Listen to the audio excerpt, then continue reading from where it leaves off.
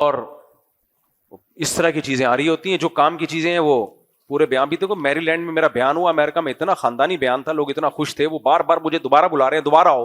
اس سے کلپ کیا چل رہا ہے پتہ نہیں کیا کلپ چلا رہے تھے, وہ ایک عجیب سا کلپ چل رہا تھا, چائے میں یہ پتی ڈالو پھر یوں کر کے گھماؤ اس کو, یہ چائے بنانے کا طریقہ چل رہا تھا پورے بیان میں سے. تو حضرت ابو بکر رضی اللہ تعالی عنہ یہ بھی کر سکتے تھے کہ بھائی جیسے مجھے سلیکٹ کیا ہے تو میں دنیا سے چلا جاتا ہوں, خود ہی مشورے کر کے ایسے ہی کسی اور کو سلیکٹ کر لینا. لیکن حضرت ابو بکر کو یہ یقیناً خوف تھا کہ ایسا نہ ہو کہ امت میں کوئی بڑا اختلاف آ جائے, کوئی اسلام دشمن طاقتیں اس اختلاف کا ناجائز فائدہ نہ اٹھا لیں. تو مجھے معلوم ہے کہ عمر سے بہتر کوئی نہیں ہے, حکومت چلانے کی طاقت بھی ہے, اخلاص بھی ہے. اور نبی نے کیا فرمایا, لو کان بعدی نبی لکان عمر, میرے بعد نبی ہوتا تو کون ہوتے, عمر ہوتے. تو آپ نے نامزد کر دیا, میرے بعد کون ہے, عمر. یہ سلیکشن تھی, الیکشن بولو نہیں, اس میں کوئی الیکشن نہیں ہوئے. حضرت ابو بکر کی باری میں الیکشن ہوئے, نیک لوگوں نے الیکٹ کیا حضرت ابو بکر کو. حضرت ابو بکر نے اختلاف سے بچانے کے لیے بولا کہ میرے بعد کون ہوگا, عمر. یہ بھی ایک طریقہ اسلام میں. اصل طریقہ تو وہ ہے جو ابو بکر کا تھا, لیکن حضرت ابو بکر نے اس اصل طریقے سے انحراف کیوں کیا؟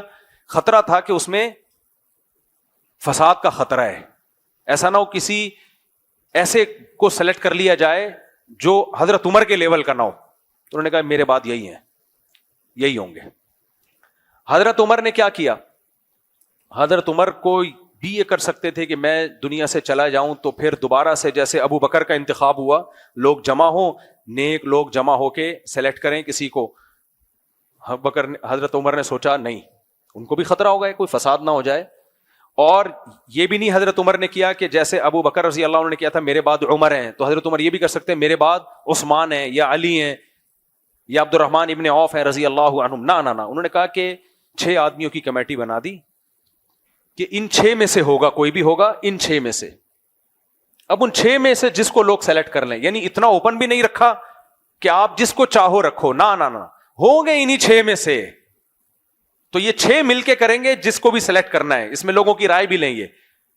تو گراؤنڈ ریئلٹی کے حساب سے حضرت عمر فیصلہ کر رہے ہیں. کیا خیال ہے کہ اس وقت جو حالات سوٹیبل چل رہے تھے, انہوں نے دیکھا کہ یہ طریقہ میں کسی کو نامزد کرتا ہوں یہ بھی ٹھیک نہیں ہے.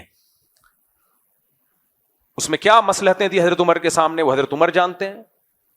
اور یہ بھی نہیں رکھا کہ اتنا اوپن کر دیا کہ پبلک جس کو چاہے رکھے, تو اوپن بھی نہیں کیا, کچھ محدود کر دیا کہ یہ 6 بندے ہیں, ان 6 میں سے کوئی ایک بنے گا بس. یہ بھی ایک طریقہ ہے. اس کا مطلب اسلام میں کسی کو خلیفہ بنانے کا کوئی ایک طریقہ متعین بولو نہیں ہے. یہ سارے فیصلے ہو رہے ہیں زمینی حقیقت کو سامنے رکھ کے, سوٹیبل کون سا طریقہ ہے, سوٹیبل کون سا طریقہ ہے. پھر ان 6 نے بنایا حضرت عثمان کو. حضرت عثمان کے بعد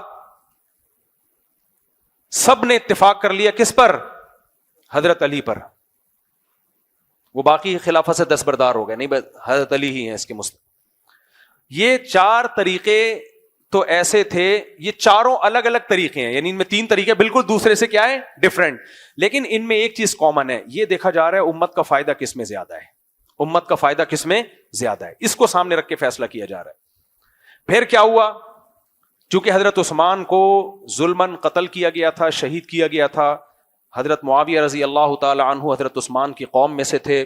ان کا حضرت علی سے مطالبہ یہ تھا کہ آپ یقیناً خلیفہ ہیں, خلیفہ برحق ہیں, لیکن میں آپ کے ہاتھ پہ بیعت اس وقت کروں گا جب حضرت عثمان کے قاتلوں کو چوک پہ لٹکایا جائے گا. یہ ان کا سیاسی مطالبہ تھا. اہل سنت والجماعت کا مذہب یہ ہے, رائے یہ ہے کہ وہ اس سیاسی مطالبے سے دستبردار ہو جاتے, ٹھیک تھا, کیونکہ مطالبہ بذات خود ٹھیک تھا لیکن اس کا طریقہ کار ان کا ٹھیک نہیں تھا. تو اجتہادی غلطی پر تھے وہ. حکومت کو جو مجبوریاں تھیں حضرت علی کو, وہ حضرت علی زیادہ بہتر جانتے تھے, حضرت معاویہ نہیں جانتے تھے.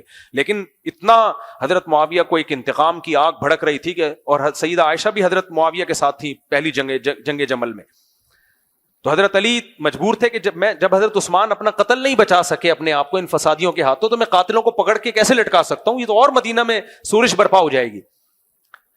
تو جب حضرت علی بیعت نہیں ہوئے, جو شام میں تھے, تو حضرت معاویہ بیعت نہیں ہوئے, تو حضرت علی نے حضرت معاویہ کو تلوار کی طاقت سے بیعت کرنے کے لیے ان پر حملہ کیا. جو جنگ جمل اور جنگ صفین ہوئی, یہ دونوں میں اٹیک حضرت علی کی طرف, حضرت معاویہ کی طرف سے نہیں تھا. یہ پہل کس کی طرف سے تھی, ریاست کی طرف سے, اسٹیٹ کی طرف سے. تو کچھ صحابہ پہلی جنگ میں حضرت معاویہ کے ساتھ تھے, جنگ جمل میں, جن میں سیدہ عائشہ بھی تھیں, لیکن پھر وہ انہوں نے رجوع کر لیا اپنی رائے سے, لیکن بہت سے پھر بھی صحابہ حضرت معاویہ کے ساتھ رہ گئے. تو یہ جنگ 2 بڑی جنگیں ہوئیں جو تاریخ میں سب لوگ جانتے ہیں, اور اس میں حضرت علی نے جنگ لڑی ہے, حضرت معاویہ نے دفاع کیا ہے, اپنا دفاع کیا ہے, لیکن بیعت نہیں ہوئے. اسی دوران کوفہ میں حضرت علی کی شہادت ہوتی تھی, خارجی نے قتل کیا آپ کو, حضرت معاویہ کے کسی آدمی نے قتل نہیں کیا آپ کو, کیونکہ اس میں خوارج کا فتنہ بھی کھڑا ہو چکا تھا. تو ان کے بعد لوگوں نے حضرت امام حسن کے ہاتھ پہ بیعت کر لی, 6 مہینے آپ کی خلافت چلی ہے. امام حسن کس کے بیٹے تھے؟ حضرت علی کے. حالانکہ اسلام میں موروثی خلافت نہیں ہوتی, لیکن لوگوں نے دیکھا بھائی ٹھیک ہے موروثی نہیں ہوتی, لیکن یہ بیٹے کس کے ہیں؟ حضرت علی کے بیٹے ہیں, اور ان پر لوگ جمع ہو جائیں گے. تو حضرت حسین کے ہاتھ پہ بیعت حضرت حسن کے ہاتھ پہ بیعت ہو گئے. 6 مہینے بعد حضرت حسن نے دیکھا بھائی امت 2 حصوں میں ڈیوائیڈ ہو رہی ہے, تو آپ خلافت سے دستبردار ہو کر کس کے ہاتھ پہ بیعت ہو گئے؟ حضرت معاویہ کے. تو حضرت معاویہ اگرچہ بادشاہ تھے, سلیکٹڈ نہیں تھے, لیکن اگر کوئی بادشاہ بن جائے تو اس کے بارے میں بھی حدیث میں احکام موجود ہیں, کیونکہ اسلام قیامت تک کے لیے آیا ہے نا. اتنی اہم چیز میں اسلام ہمیں لاوارث کیسے چھوڑ سکتا ہے؟ تو اسلام میں آرڈر یہ ہے کہ کوئی تلوار کی طاقت سے بھی اگر بادشاہ بن جائے, ملک بن جائے, یا مسلمان کسی پر جمع ہو جائیں, تو اب اس بحث میں پڑھنے کی اجازت نہیں ہے کہ یہ بادشاہت کا اہل بھی ہے یا نہیں ہے. اسمعوا واطیعوا, سنو اور اطاعت کرو. کیوں؟ کیونکہ اس کے نقصان کیا ہوگا کہ آپ بڑے فائدے حاصل کرنے کے لیے اتنا قتل و غارت ہوگا کہ بڑا فائدہ حاصل ہو یا نہ ہو, امت کا شیرازہ بکھر جائے گا. تو اس امت میں پہلے جو بادشاہ تھے, ملک تھے, وہ کون تھے؟ حضرت معاویہ رضی اللہ عنہ. صحابہ, تابعین, تبع تابعین, بڑے بڑے لوگ سب ان کے ہاتھ پہ بیعت ہوئے ہیں. اب آج کچھ اسکالرز آ رہے ہیں, کہہ رہے ہیں دیکھو ملوکیت کو انہوں نے تسلیم کیا, محدثین نے, فقہا نے. بھائی محدثین فقہا نہیں, صحابہ نے تسلیم کیا اس کو, کیونکہ صحابہ کے سامنے حدیثیں تھیں. آپ صلی اللہ علیہ وسلم کی بخاری مسلم کی حدیث ہے, اسمعوا واطیعوا ولو استعمل علیکم رجل حبشی کأن رأسه ذبیبا. اگر ایک حبشی غلام بھی مسلط ہو جائے, اس کا سر کشمش کی طرح پچکا ہوا ہو, کالا ہو, نہ پرسنالٹی, لیکن جب ہو گیا مسلط کا مطلب کیا ہے کہ اس کے پاس قوت نافذہ ہو, پاور آ جائے اس کے پاس, ملک کا کنٹرول اس کے پاس آ جائے. تو آپ نے فرمایا اب تم نے اس کی اطاعت کرنی ہے, اطاعت کرنی ہے اس کی. تو صحابہ نے اطاعت کی. پھر لڑائیاں ہوتی رہیں, بنو امیہ کی خلافت قائم ہوئی, پھر بنو امیہ کے خلاف بنو عباس کھڑے ہوئے, تو بنو امیہ کی خلافت اندلس میں چلی گئی, اور یہاں خلافت پھر 2 حصوں میں ڈیوائیڈ ہوئی. یہ پہلی دفعہ 2 حصوں میں خلافت ڈیوائیڈ ہوئی تھی, کیونکہ بنو امیہ کے خلاف خروج ہوا تھا. جب 2 حصوں میں ڈیوائیڈ ہوئی ہے تو امت کے اس وقت کے جتنے علماء صلح ہیں ان کے فتوا موجود ہیں کہ 2 خلیفہ بھی ٹھیک ہیں, کوئی پرابلم کی. اندلس میں الگ اور بغداد میں بولو نا الگ. کسی نے دونوں کو ایک بنانے کی کوشش نہیں کی ہے کہ نہیں ایک ہی خلیفہ ہونا چاہیے مسلمانوں کا. میں نے اس مسئلے پہ پوری کتاب لکھی ہے جامع الرشید میں. خلافت اتنے فارغ جتنے آپ کو نظر آتے ہیں اتنے ہیں نہیں. علامہ شوکانی تو ایک سلفی عالم کہلاتے ہیں, انہوں نے لکھا ہے کہ اگر جب حکومتیں پھیل جائیں اور مسلمانوں کے 2 خلیفاؤں 3 خلیفاؤں, اس میں کوئی حرج نہیں ہے. ہاں ایک ملک میں 2 نہیں ہوں گے, ایک ملک میں 2 بادشاہ نہیں ہو سکتے, لیکن الگ الگ ملک بھی جائز ہیں, کیونکہ ان کو آپ ایک بنانے کی کوشش کرو گے تو مسلمان ملک آپس میں لڑیں گے, وہ دونوں ایک بنے نہ بنے, تیسرا فائدہ اٹھا کے ان دونوں کو اڑا دے گا. 700-800 سال اندلس کی خلافت چلی ہے, وہ بالکل ڈیفرنٹ تھی, اس کا بغداد سے پر زور نہیں تھا, اور بغداد میں بنو عباس کی خلافت چلی ہے, اس کا اندلس میں زور بولو نہیں تھا. اس وقت کوئی ایسی تحریک اٹھتی کہ 2 خلیفے نہیں ہے, اسلام تو ایک خلیفہ کا قائل ہے, دونوں کو مارنا شروع کر دیتا تو ایک خلیفہ نہیں بنتا. خلیفہ ہول سیل کے حساب سے کنٹینروں سے نکل رہے ہوتے, خلیفے ہی خلیفے ہوتے, اتنے خلیفے مارکیٹ میں اویلیبل ہوتے, اور مسلمان ایک دوسرے کو کاٹ کاٹ کے مار مار کے بیڑا غرق کر چکے ہوتے. ہندوستان میں تو دونوں خلافتوں سے الگ تھی, یہاں تو مغل بادشاہوں کی حکومت تھی, ہندوستان میں یہ بھی اسلامی حکومت تھی, عدالتوں میں اسلامی نظام چل رہا تھا. اکبر بادشاہ نے آ کے لبرل بنانے کی کوشش کی اس کو, پھر وہ بھی سدھر گیا آخری عمر میں. تو یہ تو بالکل ہندوستان میں تو ہماری الگ حکومت چلی ہے. تو خلافت عثمانیہ کے وقت میں یہ بالکل الگ تھی, وہاں بھی کسی نے کوشش نہیں کی مسلمانوں نے کہ ہندوستان کے مسلمان اٹھیں اور خلیفہ سے بولیں کہ آپ اٹیک کرو ہندوستان پر, اس کو بھی خلافت عثمانیہ میں لے لو. نہ بھائی, یہاں ایک مضبوط اسٹیٹ ہے, یہ اٹیک, اور لا یہاں کا بھی اسلامی ہے, خلافت عثمانیہ دونوں کا ایک ہی لا تھا. خلافت عثمانیہ کا لا بھی فقہ حنفی تھا, اور ہندوستان کی جو مغل بادشاہوں کی اسٹیٹ تھی اس کا لا بھی کیا تھا, فقہ حنفی تھا. تو اب یہ نہیں کہا کہ, اور ملیشیا میں فقہ شافی تھا, تو یہ نہیں کہا کہ اٹھ کے ایک دوسرے کی گردنیں مارو, دو دو تین تین خلیفہ مارکیٹ میں کیوں ہے, خلیفہ کیا ہوتا ہے, ایک ہوتا ہے. نہ نہ نہ, ہمیشہ سے علماء دو دو تین تین چار چار آٹھ آٹھ دس دس خلیفاؤں کو بھی برداشت کر رہے ہیں, اور ان کو ایک بنانے کی کوشش اس لیے نہیں کی, ایک ہو جائیں تو بہت اچھا ہے, لیکن نہیں ہو رہے تو کیا کریں بھائی. یہ تھوڑی کہ تلواریں اٹھا اٹھا کے بغاوتیں شروع کر دیں, اس کا نتیجہ کیا نکلے گا, یہ دو چار جو رہ گئے تھے یہ بھی کیا ہوں گے, ختم. تو ایک خلیفہ تو صرف بنو امیہ کے دور میں تھا, اس کے بعد جب بنو امیہ گئے تو اس کے بعد سے کم مارکیٹ میں دو خلیفے مسلمانوں کے بہرحال رہے ہیں, اور 6-7 خلافتیں بھی رہی ہیں.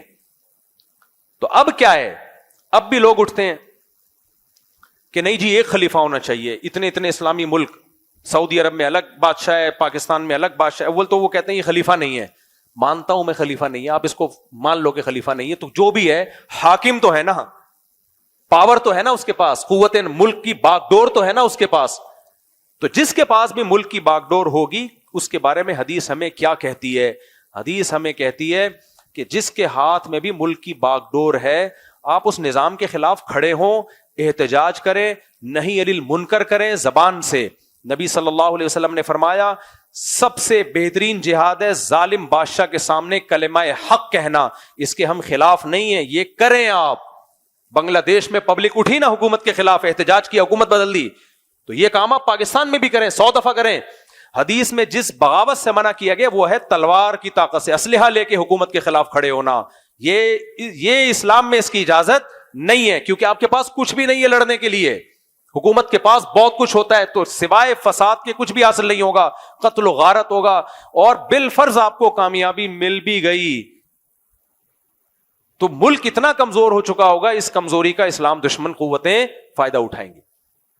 تو میں نے جو بنگلہ دیش میں کہا ہے نا کہ جمہوریت یہ جو چل رہی ہے ٹھیک ہے, اس سینس میں کہا ہے کہ آپ کے پاس اس کو بدلنے کی طاقت نہیں ہے, تو اس میں رہتے ہوئے آپ کو یہ اچھا کام کر سکتے ہیں کریں, اور نہیں کر سکتے تو چپ کر کے بیٹھ جائیں, لوگوں کو دماغ نہ خراب کریں لوگوں کا.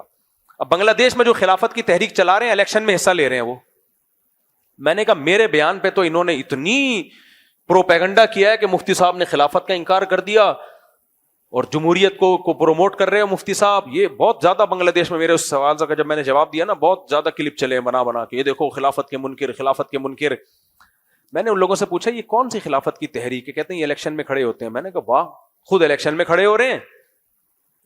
کہہ رہے ہیں وہ اس لیے کھڑے ہو رہے ہیں کہ بھائی ہمارے پاس حکومت میں آنے کا اس کے علاوہ کوئی راستہ ہی نہیں ہے. تو بھائی پھر تو آپ نے بھی مان لیا نا جمہوریت کو. تو ہم بھی یہی کہتے ہیں کہ نیک لوگ الیکشن میں کھڑے ہوں,